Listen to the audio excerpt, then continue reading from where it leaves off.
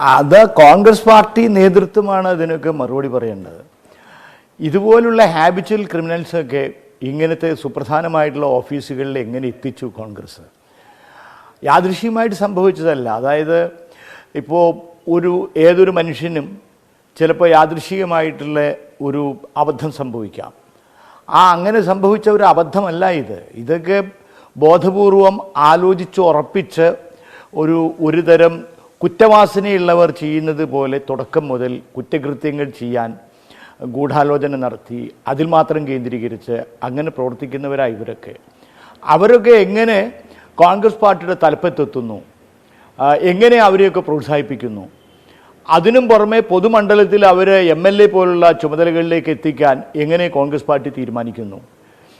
ഇവരുടെ പേരിൽ ആക്ഷേപങ്ങളുണ്ടായി അതൊക്കെ പുറത്തു വരുമ്പോൾ ഒരു കൂട്ടം ആളുകൾ ഈ ആക്ഷേപം ഉന്നയിച്ചിട്ടുള്ള പെൺകുട്ടികളെ സോഷ്യൽ മീഡിയയിൽ പോയി ക്രൂരമായി ആക്രമിക്കുക, ഇങ്ങനെ ഒരു തരം വെട്ടുകളി സംഘത്തെ പോലെ പ്രവർത്തിക്കുക, ഇതൊന്നും യാദൃശ്ചികമായിട്ടുണ്ടാവുന്നതല്ല. യാദൃശ്ചികമായിട്ടൊരു മനുഷ്യന് സംഭവിക്കുന്ന അബദ്ധമായിട്ട് ഇത് കണക്കാക്കാൻ പറ്റില്ല.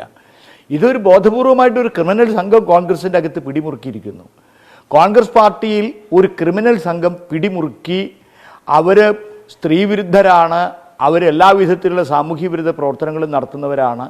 എങ്ങനെ കോൺഗ്രസ് പാർട്ടിയിൽ ഇങ്ങനത്തെ ക്രിമിനൽ സംഘത്തിന് മേധാവിത്വം കിട്ടി? ഇതിന് കോൺഗ്രസ് പാർട്ടി ഈ സമൂഹത്തോട് മറുപടി പറയണം. അതാണ് ആ കോൺഗ്രസ് പാർട്ടിയുടെ സമുന്നതരായ നേതാക്കളെ സംരക്ഷിക്കുന്നതുകൊണ്ടാണ് ഇങ്ങനെയൊക്കെ നടക്കുന്നത് എന്നുള്ളതാണ് ഈ ഇരകളായിട്ടുള്ള പെൺകുട്ടികൾ പറഞ്ഞുകൊണ്ടിരിക്കുന്നത്. അപ്പോൾ ആ കോൺഗ്രസ് പാർട്ടി നേതൃത്വം പറയട്ടെ ഇതിനുള്ള മറുപടി.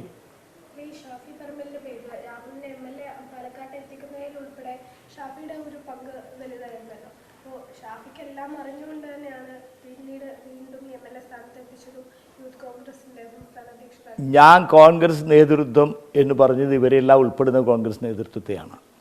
ആ കോൺഗ്രസ് നേതൃത്വം ഞാൻ വീണ്ടും പറയുന്നതാണ്.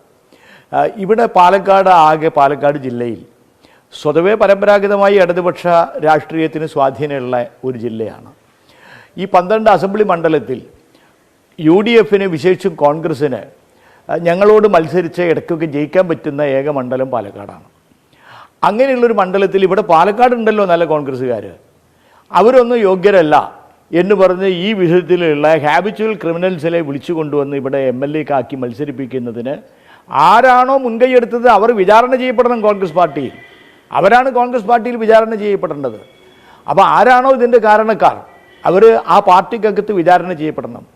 പിന്നെ ഒരു കാര്യം, കോൺഗ്രസ് പാർട്ടി ഉണ്ടായിട്ട് ഒരു 10-100 കൊല്ലത്തിലധികം ആയല്ലോ, 150 കൊല്ലത്തിൻ്റെയൊക്കെ അടുത്തേക്ക് എത്താറായി.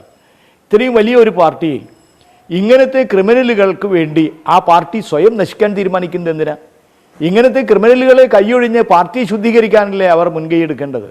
അപ്പോൾ ഇപ്പോഴും ഇത്തരം ഹാബിച്വൽ ക്രിമിനൽസിനെ സംരക്ഷിച്ച് പാർട്ടി തന്നെ സ്വയം നശിച്ചാലും ശരി, ഈ ക്രിമിനൽസിനെ രക്ഷിക്കലാണ് പ്രധാനം.